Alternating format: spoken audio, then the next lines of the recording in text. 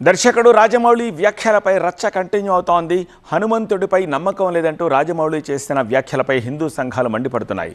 రాజమౌళి బేషరతుగా క్షమాపణ చెప్పాలని డిమాండ్ చేస్తున్నారు బీజేపీ నేతలు. రాజమౌళికి డబ్బు అహంకారం తలకెక్కింది అన్నారు విహెచ్పీ నేత శశిధర్. క్షమాపణ చెప్పకపోతే లంకా దహనం సీన్లు ఎలా ఉంటాయో రాజమౌళికి చూపిస్తామని వార్నింగ్ ఇస్తున్నారు. టాలీవుడ్లో జిహాదీ మాఫియా నిధులు ఉన్నాయని, అందుకే తెలుగు సినిమాల్లో హిందూ దేవుళ్లను కించపరిచే సీన్లు పెడుతున్నారని ఆరోపించారు. టాలీవుడ్లో జిహాదీ నిధులపై కేంద్రం దృష్టి పెట్టాలన్నారు విహెచ్పీ నేత శశిధర్.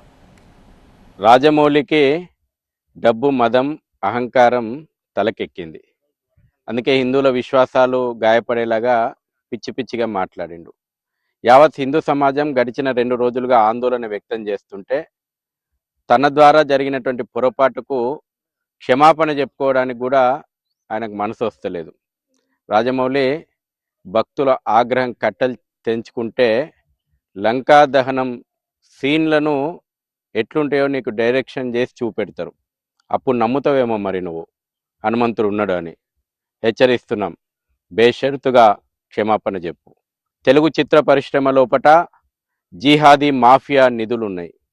అందుకే అనేక సినిమాల లోపట చిత్ర నిర్మాతలు కానీ లేదంటే చిత్రాల లోపట కానీ హిందువుల యొక్క విశ్వాసాలను గాయపరిచేలాగా, దేవీ దేవతలను అవమానించేలాగా, హిందూ కుటుంబ వ్యవస్థను కించపరిచే విధంగా, హిందువుల యొక్క జీవన విలువలను అపహాస్యం చేసేలాగా, మన యొక్క ఆధ్యాత్మిక కేంద్రాలను, విశ్వాసాలను కించపరిచేలాగా సీన్లు పెడతా ఉన్నారు. ముంబై లోపట మాఫియా దీని వెనకాల ఉన్నది. అందుకే తెలుగు చిత్ర పరిశ్రమ లోపట జిహాదీ మాఫియా నిధులపైన కూడా సమగ్రమైనటువంటి దర్యాప్తు జరపాలని కూడా డిమాండ్ చేస్తూ ఉన్నాం. రాజమౌళి వ్యాఖ్యలపై సెటైర్లేశారు మరో బీజేపీ లీడర్ మాధవీలత. హిందూ దేవుళ్లను డబ్బు సంపాదనకు వాడుకుంటూ నోటికొచ్చినట్టు మాట్లాడతారా అంటూ మండిపడ్డారు. రాజమౌళి గారు, ఆంజనేయ స్వామి వినకుండి నడిపిస్తాడు అని మీ నాన్నగారు అన్నారు. అది ఇప్పుడు భావ్యంగా అనిపించట్లేదు మీకు అన్నారు కదా. పోనీ బాహుబలి సినిమాలో కోట్లు సంపాదించారు కదండి శివలింగాన్ని ఎత్తిపించి పాపం ప్రభాస్ గారితో. అప్పుడేమన్నా శివుడి మీద ఏమైనా దానకం చదివారా మీరేమన్నా?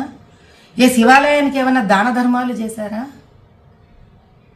ఆ రోజు చేసింది లేదు, ఈరోజు తిట్టుకోవడం ఎందుకండి ఆంజనేయ స్వామిని చెప్పండి. భగవంతుడు డబ్బు సంపాదనకి వాడుకోండి, కాదనట్లేదు. కనీసం డబ్బు సంపాదనకి ఉపయోగపడ్డాడు భగవంతుడు అని ఆయన పట్ల ఒక గౌరవం ఉంచడం మీలాంటి వాళ్ళకి, మాలాంటి వాళ్ళకి, మనందరికీ సామాజిక స్ఫూర్తిగా ఉండాలి. ఎందుకంటే ప్రజలు మనని చూసి మన మాట విని చైతన్యవంతమవుతారు. అంత బేలలాగా మీరు ఎవరో ఏదో షాట్లు మీకు కొట్టేశారు కాబట్టి మీకు ఆంజనేయ స్వామి వెనక లేడని మీరు భావించడం